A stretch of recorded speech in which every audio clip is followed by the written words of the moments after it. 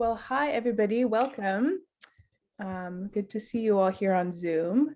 My name is Lydia Webster. I am the assistant curator here at the Center for the Arts and Religion at the, excuse me, I'm just letting people in while talking to you, at the Graduate Theological Union here in Berkeley, California.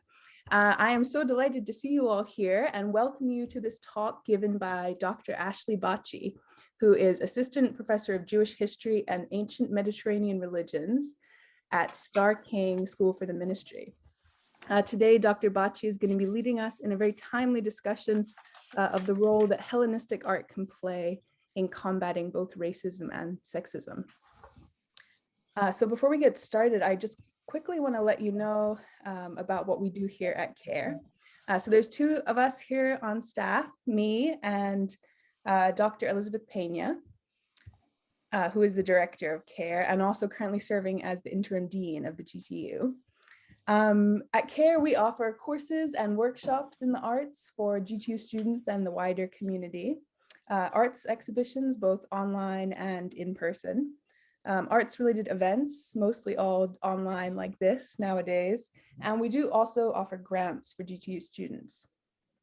This semester, we have two exhibitions for you, one online, Turning the Page, CARE Artists Look Towards the Future, and the second, Art Window, which can be viewed from the ground floor window of the GTU North building in Berkeley.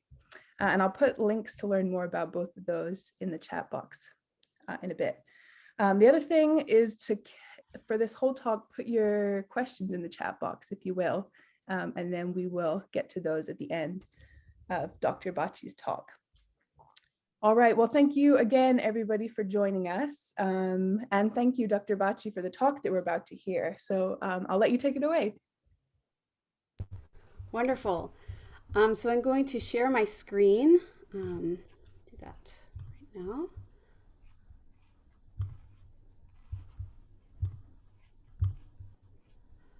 Okay. Welcome, everyone. Thank you so much for coming here today on your lunch. During your lunch, I am coming to you from Land in Eureka in Northern California. And as mentioned, I'm going to discuss why I believe that the Hellenistic period can help combat racist and sexist ideologies. So this historian, Mark Bloch, quoted here, states, "The cultivation of historical sensitivity is not always all that is involved. It may happen in a given line that the knowledge of the present bears even more immediately upon the understanding of the past." Images, monuments, artifacts, even locations are imbued with cultural and political significance that can be manipulated to substantiate certain agendas. Art history is a powerful tool because it offers context that has often been lost or distorted and allows people to make informed decisions about how they will engage with those symbols and the power they will or won't allow them to hold. First, I will outline the problem, how white supremacist groups have used images from the Greek and Roman world within their propaganda, and how their assumptions about the ancient Mediterranean are used to support their ideologies. Then I will break down these false assumptions, and I will explore how understanding the Hellenistic period breaks down diversity and gender assumptions that have been placed upon the ancient Mediterranean. I will take your questions at the end, so you can put them in the chat. I have also provided a sample bibliography that was emailed to you with some resources if you want to explore, if you're interested. And that will also be posted on by the YouTube video after the event. Okay, so let's dive in. Identity Europa has been identified as a white supremacist organization by the ADL, the Anti-Defamation League, and a hate group by the Southern Poverty Law Center, the SPLC. It was originally created by a Californian, Nathan Domingo. Identity Europa was one of the organizers of the Unite the Right rally in Charlottesville that took place in August of 2017, where Heather Heyer was murdered and many others injured. Due to the publicity and the court cases that resulted from their leadership in that deadly event, they renamed themselves in 2019 the American Identitarian Movement, AIM. Identity Europa was known for its use of Greek and Roman sculpture to construct their messaging that, quote, white civilization was being threatened. This slide shows some examples of their original marketing strategy and two of their more recent flyers under their new AIM banner. Notice Michelangelo's David with the message, "Let's become great again."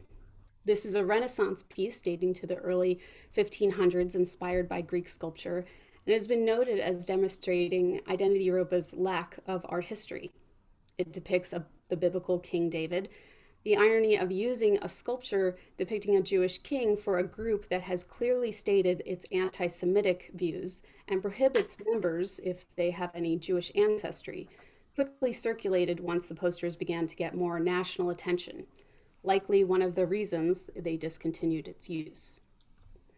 The Apollo Belvedere is a Roman marble copy, here on the top corner, of a Hellenistic bronze original with the message, "Our future belongs to us."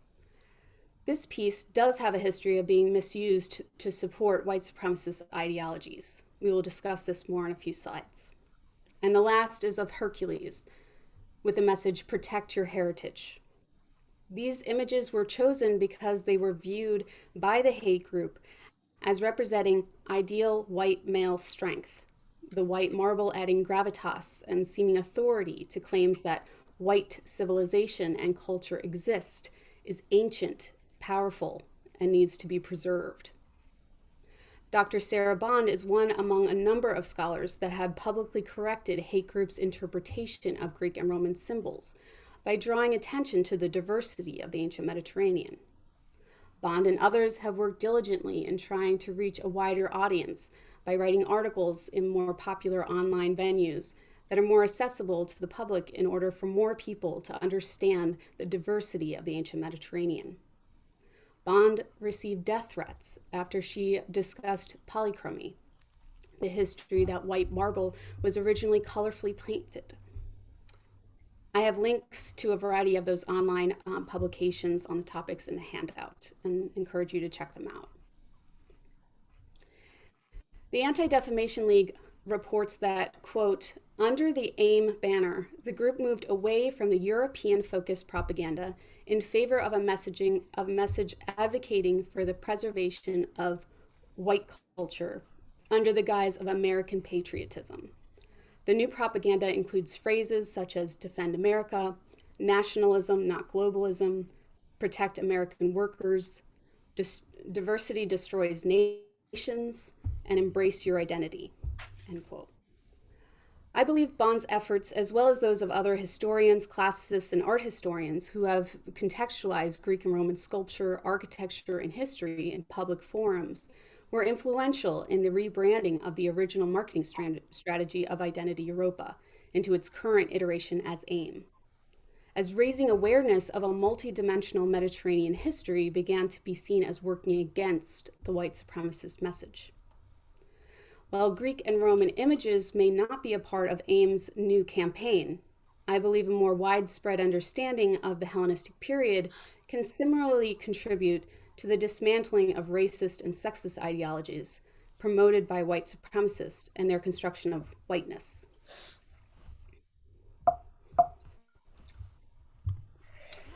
This map is... Whoops. Perhaps everyone can mute themselves other than myself, and then I'll take questions at the end. This map is from the Southern Poverty Law Center and gives you a visual of the flyering tactic that Identity Europa began and has subsequently been taken up by other white supremacist groups. There were more than 1,500 flyering incidents during 2019. This gives you an idea of the extent of the problem. So what are the racist and sexist ideologies that undergird these white nationalist groups? The Southern Poverty Law Center profile on Identity Europa and AIM states, quote, "The ideology's adherents are attempting to discursively reconstruct whiteness by talking about whites as just another ethnic group in our multi-ethnic society, or racializing whiteness. Identitarians gloss over the impact of both historical and contemporary forms of white supremacy," end quote. Primary elements of this ideology include the presentation of white heritage as European, including Greek and Roman history as part of that heritage. According to the SPLC, members are heavily vetted and must be of European non-Semitic heritage.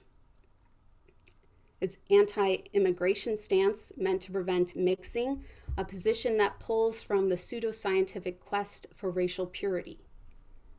An Identity Europa leader, Richard Spencer, stated, quote, "Our ancestors had a very strong sense of their identity. They could say, I'm a Roman, I'm a Saxon, I'm a Dane.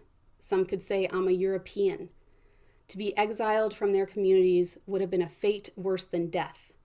Who are we? We aren't just white. White is a checkbox on a census form. We are part of the people's history and spirit of Europe. This legacy stands in front of us as a gift and a challenge. For what our ancestors took for granted, we must discover and we must renew." End quote. Lastly, it is deeply rooted in misogyny, relegating women to the role of property or seductresses. Subordination and abuse are normalized through an ideology of a natural gender order.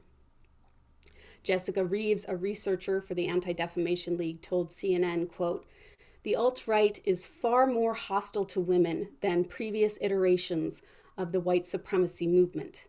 The alt-right emerged from the same parts of the internet as violently misogynistic groups like incels or involuntary celibate men," end quote. So now let's unpack how these ideological views are challenged by the Hellenistic period, demonstrating that contrary to the trope Sarah Bond refers to as lily-white antiquity, the culture that white supremacists would find is steeped in diverse representation, as well as women with power.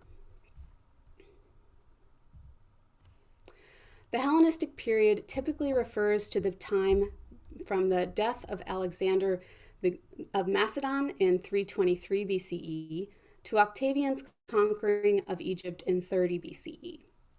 In the course of 12 years, Alexander III, also known as the Great, swept through and conquered the whole Mediterranean, including the Near East, past Bactria, and northern Africa.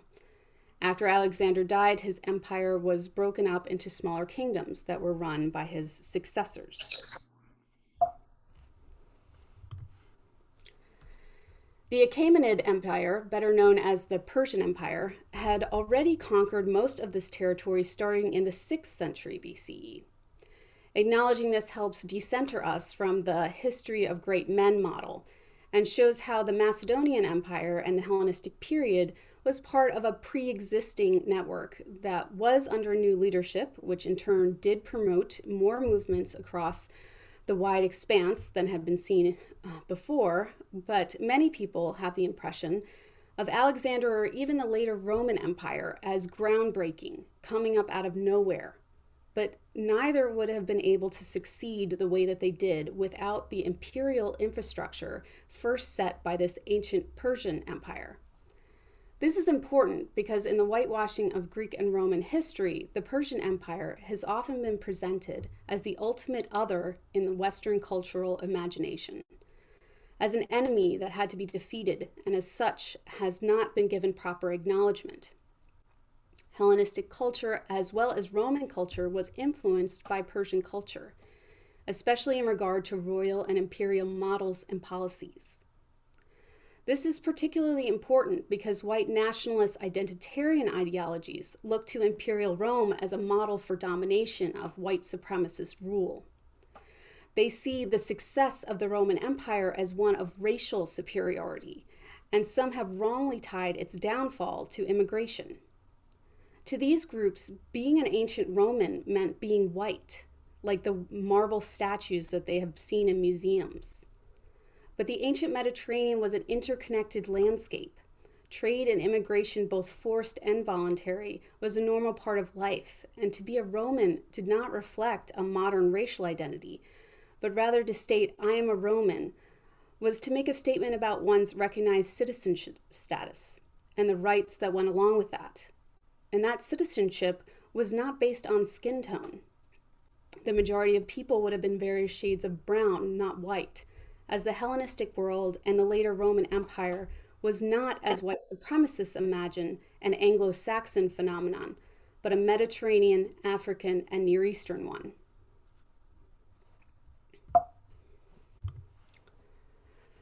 First, I will offer an overview of how and why the Hellenistic period is not as well known as the classical Greek and later Roman periods to the everyday person, because it is that context that the white supremacist ideologies are drawing from. The Age of Enlightenment began in the 1700s, and its thrust to categorize all elements of life was presented in naturalized and rationalized language, to appear that these new designations were neutral observations of the world. But in truth, the resulting new categories and definitions that emerged from the Enlightenment supported racial and gender hierarchies of their day by presenting them as natural orders.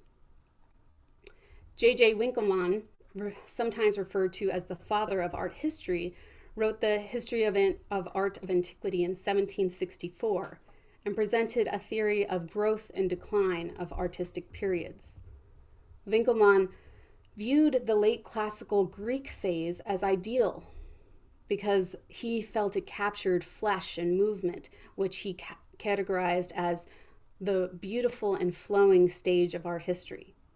Hellenistic art, because of its shift to realism over idealism, was viewed as degenerate, and Roman art was viewed as simply the derivative imitation of the classical Greek peak. Winckelmann's proposed narrative of art history was largely accepted, and evidence was bent to fit it. The late 1700s also saw the emergence of racist anatomical drawings that were presented as science, but were really used to justify the dehumanization that was being witnessed in the transatlantic slave trade by offering a socially constructed racial other. Prior to this, race was not associated with skin tone or other features. Race referred to an understanding of kinship ties, which was not biological, but was understood in terms of household or interconnected community. The creation of ratios and proportions that were deemed ideal traits used the Apollo Belvedere as an example of ideal beauty, shown here. The model of perfection, which was used again later by the Nazis as an example of the Aryan race. While Winckelmann marginalized Hellenistic art, it was Johann Gustav Joysson's 1877 Geschichte des Hellenismus that firmly marginalized the Hellenistic age in history. Joysson saw Christianity as the triumphant result of the synthesis of Greek and Jewish culture that were married within the context of the Roman Empire. Thus, similar to Winckelmann's description, the Hellenistic age took on the role of decadence and decline, a time that showcased the need for change, for a savior. This rise and fall crisis narrative emphasizes discontinuity, tends to focus on predetermined cultural centers, in this case Athens and Rome, assumes rapid change, and is rooted in supersessionist mentalities. Supersessionism refers to the idea that Christianity superseded or replaced Judaism.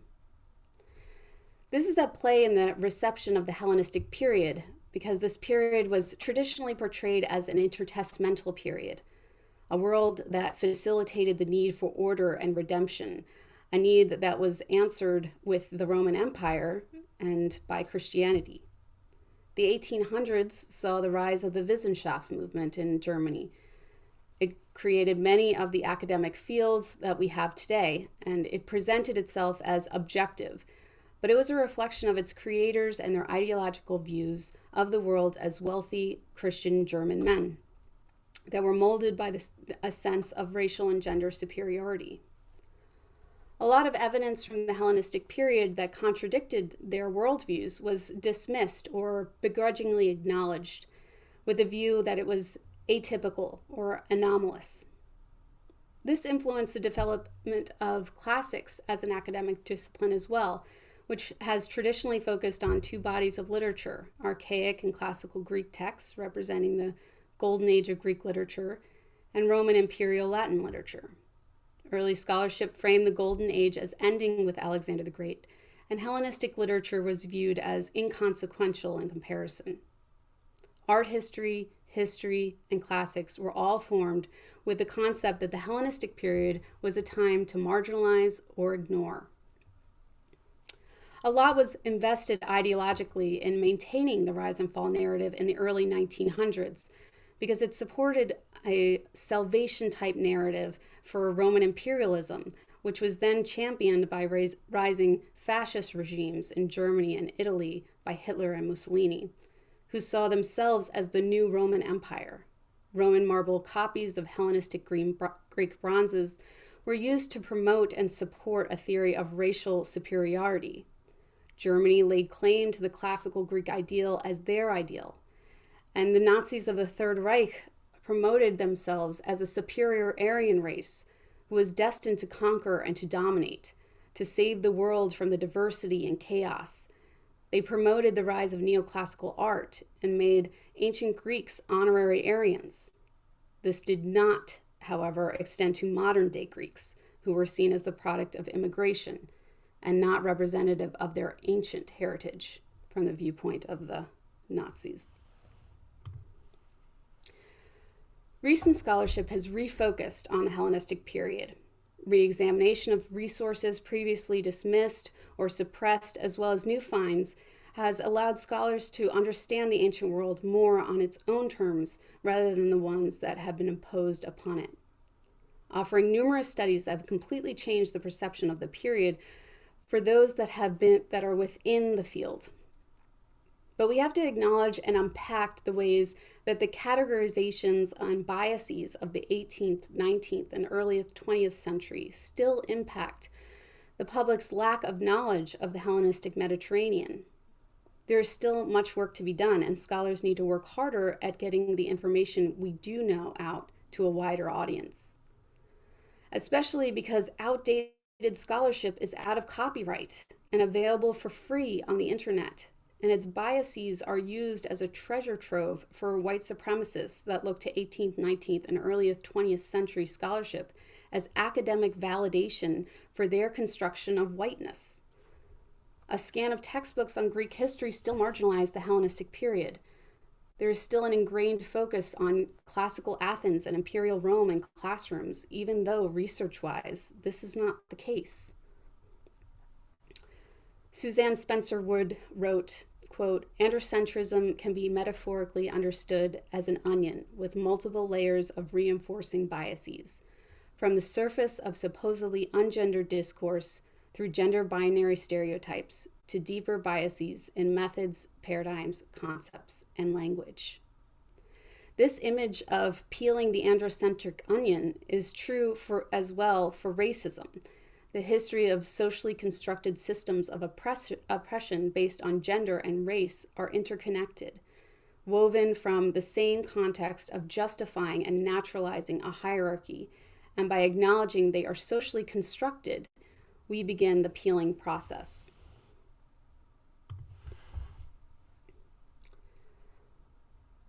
So, since our conceptions of race and gender are socially constructed, they are historically contingent. Our modern constructions are based on post-Enlightenment categories and definitions. Race is not a genetic reality. People have different observable physical characteristics, but that does not equate a biological race. But race is real in that the social construct impacts people's lives because of the systems of otherness that sustain cultural hierarchies of power. Racial construction is a result of how a society determines who the outsiders are, then classifies a certain set of criteria so that the group of outsiders can continue to be recognized and create systems such as laws and cultural norms that support and normalize those constructions in an attempt to create an ever greater divide between the insider and the outsider. Ta-Nehisi Coates captures this succinctly in Between the World and Me when he states, quote, "Race is the child of racism, not the father." There is a difference between modern conceptions of race and the social constructions of difference in the ancient world. There are equivalents to systems of othering and oppression, but it is based on a different set of criteria. And that set of criteria is not static across the Mediterranean. Skin tone played a role in social constructions, but it was one among many identifiers, with language, class, and religious cultural customs as most often the focus of identifying otherness. Skin color did not hold the primary role that it has today in Western, particularly American context, which is very much rooted in its history of chattel slavery. In the ancient world, slavery was not what we consider a race-based system. It was primarily the result of conquering lands, so Greeks enslaved fellow Greeks, or from the abandonment of children, who then became the property of those that would take them in. Physical appearance was not the marker of enslaved people's identity in the ancient Mediterranean, as it was in American slavery. Yes, there were enslaved people that were Black in the ancient world, but they were not seen as more or less likely to be enslaved than anyone else. In fact, in regard to myth, history, and genealogies in the literature of the ancient Mediterranean, Black skin was most closely associated with Ethiopia, and Ethiopians were described as having a close relationship with the gods, especially Zeus, and were well respected for their wisdom. In the Odyssey, when Athena returns Odysseus to his former glory before he re-enters his estate, she gives him new clothes and returns him to his youthful vigor, one element of which is making his flesh dark again. Descriptions such as these were suppressed in later 18th, 19th, and early 20th century translations because they did not fit the racist sentiments of these periods, which invested in presenting the ancient Mediterranean as reflecting their own racial constructs, which envisioned gods, heroes, intellectuals, and all those with authority with light-colored skin. Gender roles are also not universal, natural, or biological. They are cultural constructions, and therefore we cannot generalize across time or location what constitutes proper or normal gender performance. The Hellenistic conception of the body worked under what is referred to as the one-sex model. The concept that women and men were essentially the same except for differences in measures of the elements and the cooler, wetter nature of women is something foreign to modern Western conceptions of physiology, which is constructed around the two-sex model. But that two-sex model did not take hold until the 1700s, which is constructed around a difference between men and women as opposites, women as complements. Women in the Hellenistic world were in essence looked at as undeveloped men, not fully cooked, basically. The one-sex model viewed gender as gradations of one matter, which meant that men and women could move along the spectrum depending on their balance of humors and temperature, and thus women were naturally capable of being more masculine and vice versa. While viewing women as incomplete men substantiated the worldview of dominion of the masculine over the feminine, and sustained a gender hierarchy because the male body was seen as fully conceptualized, it did not create a clear dichotomy between the sexes, like the two-sex model. Thomas Lacour tracked the shift that occurred in the 18th century from this one-sex model to the two-sex model, where men and women were now seen as opposites. Women did not have the capacities of men because they were viewed as complements, with different emotions and different roles and functions in society. Female reproductive organs were no longer seen as inversions of male organs. Now they were a physical testament to their otherness and their natural role as mother. This shift in model illustrates understandings of that gender changes, understandings of gender change. They are historically contingent, not natural. As Judith Butler has convincingly argued, there is no natural gender performance other than the one we perform as a society. There is no inherent truth in this performative action. The one-sex model viewed gender as gradations of one matter, a continuum, that in some ways resonates more with current understandings of gender fluidity and gender performance than the two-sex model. This is not to say that the one-sex model is something we should return to. It still propagated a gender hierarchy, but it naturally understood and allowed for gender diversity and roles, which acknowledged that women were capable of wielding power in a way that was pathologized in the two-sex model. This quote from Brooke Holmes states, "To follow our Greek and Roman sources does not mean that we have to end up in the same place as they do. We may find instead the spurs of alternate paths that can help us cut through the binaries that have constrained so much of modern and postmodern thinking about the relationship of materiality to subjectivity, identity, and the potential for transformation." The image of ancient Mediterranean women as confined to their homes, excuse me, with no agency, comes from a focus on a classical Athenian model, a view which is shaped by the writings of men who are describing what they believed to be the ideal role of women, which may not reflect lived reality, but even if it did, that was one city in the Mediterranean. There has been a skewed understanding of ancient women because of the particularities of classical Athens have been presented as the norm. And we need to pull back and understand that across the Mediterranean, North Africa, and the Near East, there were different cultural norms. For instance, we have evidence of warrior queens in the early Hellenistic period. The bronze greaves, shown here in the corner, or shin guards, were found in a royal Macedonian tomb.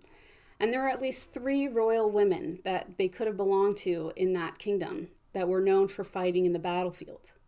The Hellenistic period is full of royal and elite women who are politically active, not mere pawns in a male game as they are presented often or when they're begrudgingly recognized. And the leadership of these women did have ripple effects for women of lower classes, particularly in Egypt. Women in power were not disparate concepts in the Hellenistic period.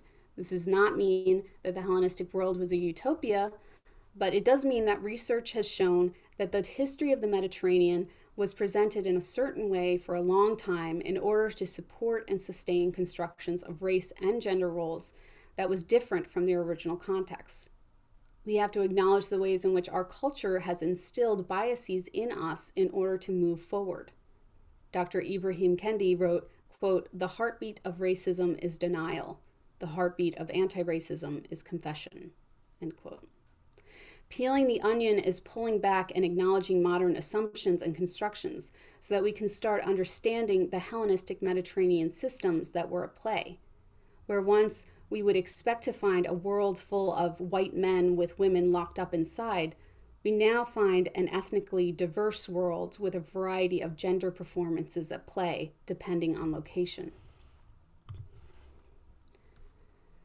So how can we go about combating racism and sexism? For the most part, the texts that are preserved represent the views of the historical winner, those controlling or supporting the hierarchy, but if appropriately examined, they can be approached as witnesses to lost debates, testaments to one side of dialogue that may hold the shadow of its counterpart.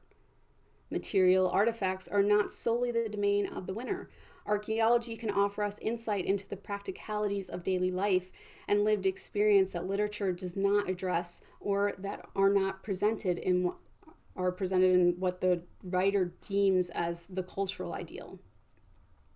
Elizabeth Schussler Fiorenza, a feminist theologian, offers a framework for uncovering and reclaiming silenced voices. It is called a hermeneutic of suspicion, and it critically analyzes the ways in which women or any marginalized community are further marginalized or even erased from the dominant narrative.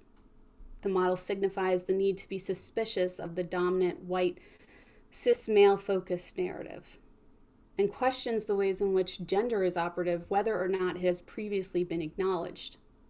Current scholarship brings a critical eye to reception history, identifying where the cultural context of the investigator shaped the interpretation more than the artifacts themselves. Acknowledging our own context and how it intersects with our work opens up space for critical reflection and a refocusing on the culture under investigation. Intersectional feminist work acknowledges the ways in which we simultaneously hold a variety of identities, each of which is integral part of us. But depending on the context, one or more aspects may be brought to center. The different elements of our identity impact the way we move within our cultural context and how the cultural world responds to us. Kimberly Crenshaw, a professor of law, was the first to frame the model of intersectionality in relations to axes of discrimination. The civil rights activist Audre Lorde stated, quote, "There is no such thing as a single issue struggle because we do not live single issue lives." This is true for the ancient world as much as it is true for today. The first step is acknowledging the representations of diversity and agency that we do have. One important issue that has been gaining popularity and traction with a wider audience is the understanding of polychromy. That is, that Greek and Roman statues, as well as buildings, were brightly painted. The ancient Mediterranean was full of color. White marble was a canvas, not the final product. Now, conservators are working diligently to preserve what pigments remain, and museums are offering exhibits with reconstructions so people can visualize their original painted presentation. I have links to some of the exhibits of interest to this talk in the handout that you were emailed. Reclaiming the vibrant colors of the Mediterranean world visually reinforces its diversity and challenges those claims that Greek and Roman marble are emblematic of white culture and heritage. I want to note here that by the Hellenistic period, there were Jewish communities all over the Mediterranean, North Africa, and Near East, and they were represented at all levels of society and participated in social, cultural, literary, and political discourse. So the white supremacist concept that Jewish communities were sequestered off throughout history and thus not a regular part of the Greek and Roman landscape and its heritage is false. Not only was marble painted, but those marble statues are often Roman copies of Hellenistic bronze originals. Bronzes were the par excellence for a sculpture. Bronze was preferred because you could get more detail, and it was stronger, so you could use a variety of poses and hold items as well, such as shields and spears. We don't have many left because bronze has always been expensive, and as political regimes and religious sentiments changed, bronze figures could be melted down and repurposed. Imagine if the white marble copy of the Apollo Belvedere that was discussed before and its use in racist eugenics had instead been preserved only in its original Hellenistic bronze form, gleaming golden brown. I've included a Renaissance bronze copy to give you an idea of what that might have looked like. It is important for us to remember that not only were the white marble statues painted, there would have been more bronze than marble statues in temples and cities, and they would have been painted as well. The skin of the bronzes would have been shades of gold, brown, bronze, reddish brown, brown, and black. For example, the bust in the middle is from Ptolemaic Egypt and is made of black bronze. Note the gold inlay. This head was also painted with to add additional depth to the depiction. And the hair, you may notice the reddish tints there. The bust to the right is Ptolemaic as well, and is made of basalt, which is a very hard volcanic stone popular in Egypt. It depicts a child, and it was also painted in order to create more lifelike effect. To the left, I've included a Fayum Roman mummy portrait to offer a third medium of representation that depicts the diversity of the Hellenistic world and shows that it was not populated by walking white marble. Among the Hellenistic kingdoms, the Ptolemaic dynasty was formidable. It was a major hub for trade as well as an intellectual center for the arts and sciences. It was the last Hellenistic kingdom to fall to the Romans. Although these images are all coming from Egypt, the diversity they represent was not limited to Egypt. So what's special about the Hellenistic period? Women in power, representations of ethnic, gender, and class diversity, innovation, with a noted shift from idealized to more realistic portraiture, capturing emotion, representing people of different classes and ages, and its reflection of cultural exchange as symbols and styles from across the Mediterranean, Northern Africa, and the Near East circulated freely and were reshaped to fit a variety of contexts. These are also the reasons it was originally marginalized. One misconception of Hellenistic history is that there was no consistent leadership due to political unrest following Alexander's death. Looking at the chronologies of kings shows rapid turnover and paints a picture of consistent instability. But this picture changes when queens are inserted into the chronologies of power. Modern scholarship has slowly started acknowledging the power of Hellenistic queens, but most queens are still not represented in most publicly accessible resources. For example, the Met list of rulers for the ancient Greek world, out of 102 rulers listed, only 12 queens are listed. And most people only know about Cleopatra VII. Even when there is some acknowledgement, these female leaders are typically marginalized and described in negative terms, like ruthless or power-hungry, that propagate the belief that women in empire are disparate concepts. The Hellenistic period had strong female leaders in the Macedonian, Thracian, Ptolemaic, Seleucid, and Attalid kingdoms.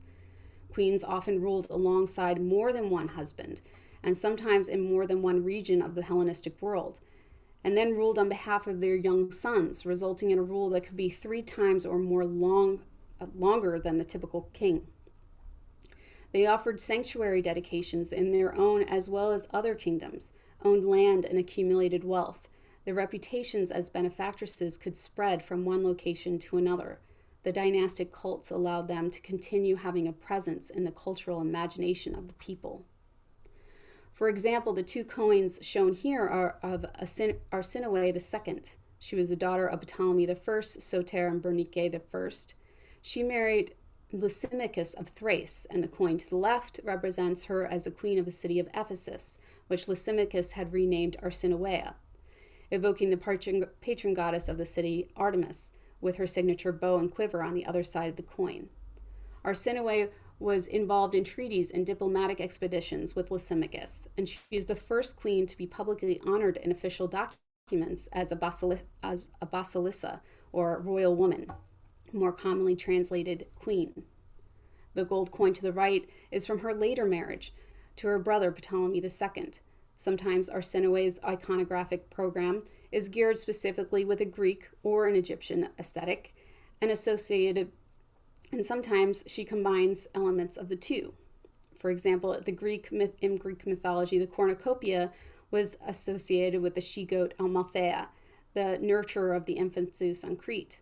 The single cornucopia was associated with plenty, but the double cornucopia was an innovation of Arsinoe's iconography and is considered to symbolize her close connection with the 2 lands of Egypt, cultivating symbols that would resonate in both iconographic ranges. Arsinoe II was addressed in dedications by many titles, including She Who Received the Cobras of the 2 Crowns, Queen of the 2 Lands, Royal Daughter of the King of the 2 Lands, Ptolemy, and the Goddess Who Loves Her Brother. Dr. Maria Nilsson has done an extensive iconographic analysis on the crown of Arsinoe II. The results of the study suggest that the crown of Arsinoe was created to represent her 3 main cultural roles: her royal position as king of Lower Egypt, her cultic role as high priestess, and her religious role as Theophiladelphos, sibling-loving goddess. The iconography indicates that she was proclaimed a female pharaoh during her lifetime. The queens in the Hellenistic dynasties were visible to people in their coins, dedicatory inscriptions, temple art, and statues, creating a cultural awareness that would foster a wider call for feminine representation, which was seen in the increased representation of women in art and literature of the Hellenistic period. Lastly, here's a sample of the British Museum's holdings and Roman Egyptian mummy portraits. Egypt's arid climate preserved these fine wooden portraits after the fall of the Ptolemaic dynasty, beginning in 30 to 40 BCE. So although these are later depictions, they are examples of painting techniques that were honed earlier in the Hellenistic period and reflect a combination of styles and realistic rather than idealistic portraiture, which began in the Hellenistic period. So these are dated to the Roman period. but they are rooted in techniques of the Hellenistic period.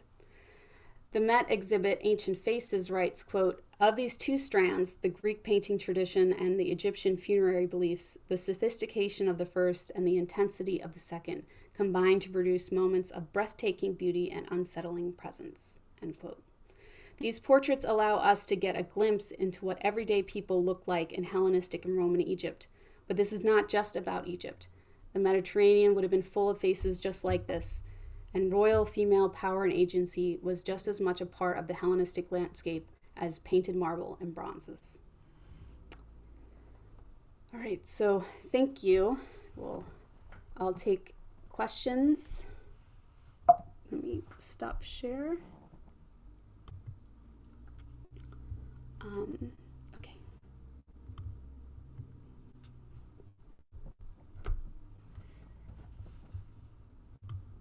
So I know that was a lot of information. So you might just want to sit with it.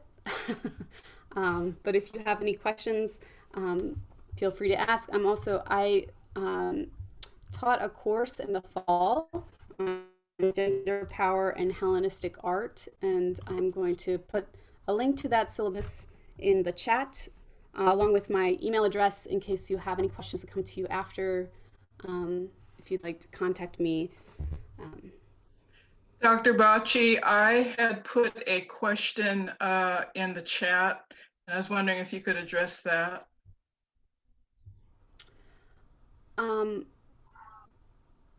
I don't have it in my chat for some reason. I can repeat. Okay. Yes, if you could put it back in the chat, that would be great. Sure. Do you want me to type it in, or would you like for me to? You can just ask me if you'd like. Sure. That's fine. I wanted to know in the ancient, well, not necessarily ancient world, but in the Latin world of Rome and whatever have you, there was in Latin for the Mediterranean Sea, their word for the Mediterranean Sea was our sea.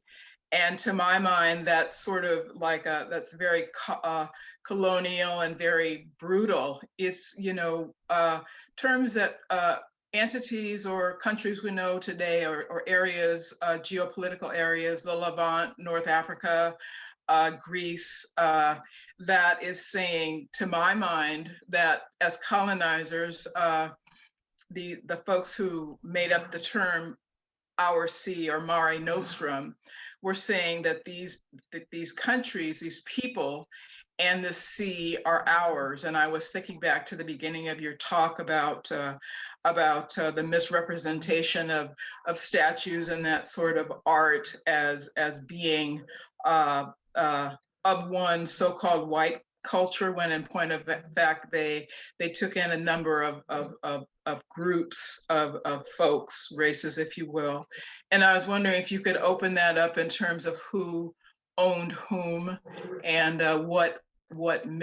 how our sea, vis-a-vis what you have said in your talk, how that could relate to what you have said, any portion of that. Great. Yes. So a few things to unpack in answering that. One is, so the Hellenistic world, the period in which I'm focusing on is the prior to the Roman imperial period. I understand that. I understand that. Yeah. So, but these kingdoms were all very vibrant, and the ways in which Rome, once it does conquer all this space again, really trying to evoke Alexander the Third, or Alexander Macedon, Alexander the Great, was really claiming this kind of breadth, right? So that it's so part of RC, this kind of concept, is about reestablishing you are not your own kingdoms anymore. You are part of the empire that is Rome. And one thing I want to unpack with how you're phrasing that is that, again, in the language unintentionally that you used about Rome incorporating various ethnicities, that comes still from this mindset that Rome itself is white, right? So Rome and the people of the Italian peninsula aren't white, and those that are part of this, the generals and things that are around Rome, had a more almost like globalistic, as far as we're thinking about the world, the globe, as the Mediterranean, as everything that frames the Mediterranean Sea, right? That's really their conception around what the world is. It's everything Perhaps that's perhaps I misunderstood you. I was piggybacking on your term of which you were referring to Hellenistic art, and I understood that, but maybe I did get time out of mind references confused. But I was referring to your point, your good point that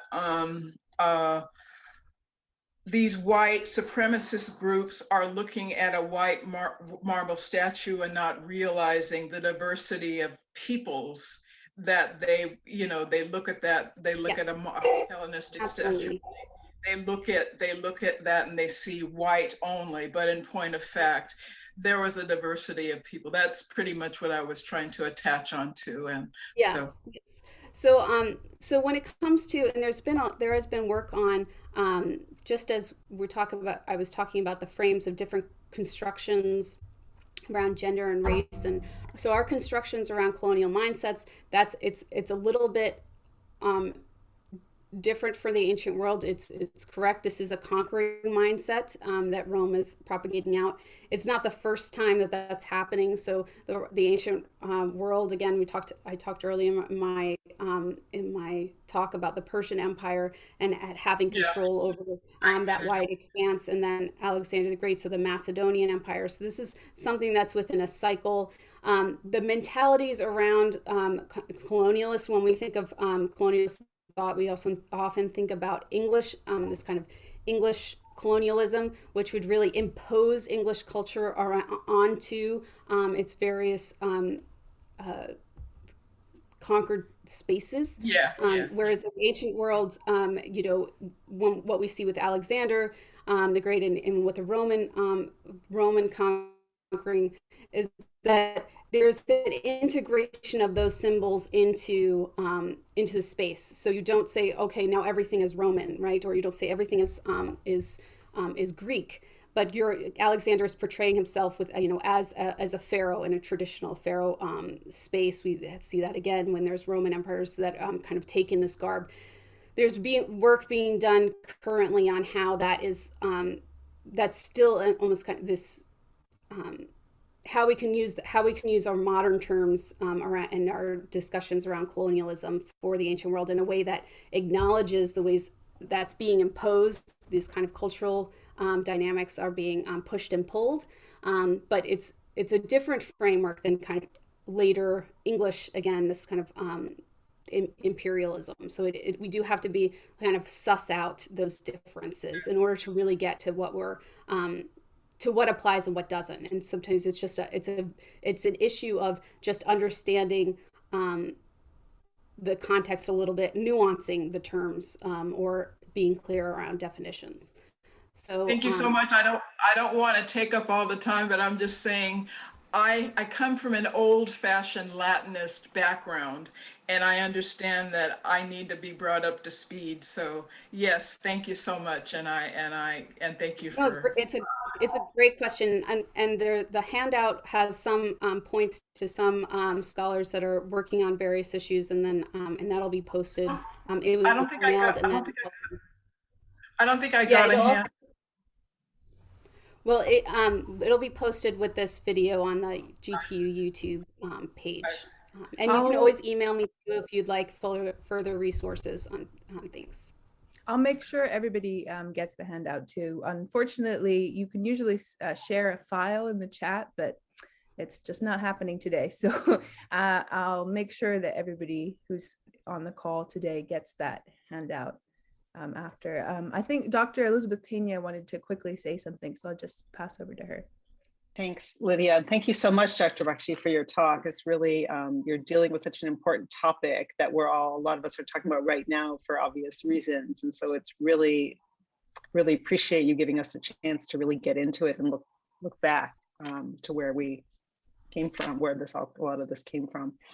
And I want to acknowledge some special guests who are in the Zoom room today. That's Dr. Renee Dreyfus and Dr. Louise Chu, who are the curators of the Gods in Color exhibition at the Fine Arts Museums of San Francisco that I think many of us saw. And that exhibition went a long way to shocking people, to see it and to see the white marble in color as it would have been, as you shared with us a little bit earlier. So I just want to thank also Renee and Louise for being with us today. Yes, thank you so much. And those links to exhibits are also on that handout, so for easy access.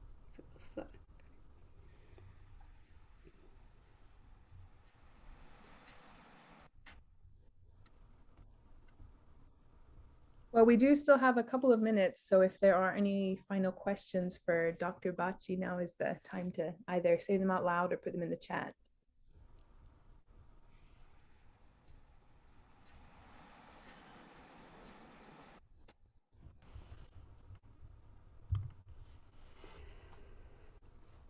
Yes, Arthur. Ashley, great talk. Thanks so much for this. I'm just wondering how you would assess the progress that is being made in getting this word, as you put it, sort of moving out of academia into more popular. Is there movement on that front? I see a lot of movement on in the creation of and blogs that are currently posted, like Everyday Orientalism. Renee Kennedy has a blog on I think I have a link to that on the handout as well. The issue that I see is how, if you know where to look, there are a lot of resources. Just as there are so many new works, so much new research that's being published that allows me to be able to offer a course like I did in the fall in art history on gender power and Hellenistic art. The resources are there. The issue is that I have to, they're not always easily accessible if you don't know where they are, or if you're teaching a course, you have to be getting all of these separate from multiple different sources. Another issue that I still see is that often when there are a lot of public talks, the focus still tends to be on classical Greek period or imperial Roman period. And the Hellenistic period is often left out of these kind of generalized talks by a lot of specialists. And I think that is still from a perception that the Hellenistic period is a specialization. Right? It's not something that, if you're a classicist in a doctoral program, you're going to maybe have like one course that's going to be focused on the Hellenistic period, where you're really focused on that period. It's still not integrated at any level, whether it's high school, undergrad, or doctoral programs, where you're really focusing in on the Hellenistic period as an equal, as kind of a three-legged stool, as it were, with the classical Greek and imperial Roman having the Hellenistic period have that same amount of weight. I think that there is more discussion that's happening. A lot more research is being seen as this is a vibrant field. So it's all there. But as far as how our institutions are set, how our departments are set, it's still a period that's marginalized. So it's like an elective. It's still seen in that kind of elective state. And until that changes, I think that there's just not going to be the real movement that we need. We really need more talks by all the scholars that have been doing all this work in research on the Hellenistic period to be focusing on that, rather than as like, this is a side shoot that I do, like having a lot more public talks. And I think that the exhibits have been the most useful in this conversation about just as far as representation. I think that that's a very good conduit. Museums. Yeah, great. Well, thanks for your contribution to the effort. Thank you. Well, I think we're out of time, but it was really lovely to be here with you. Thanks for all those that waited to the better end, and and it will be available along with the handout later at the website. Yes, thank you so much, Dr. Bacchi, for such a great talk and for giving us an hour outside of our usual day-to-day life to come together and talk about really important issues through the lens of the arts. Great. Thank you. All right, take care, everybody.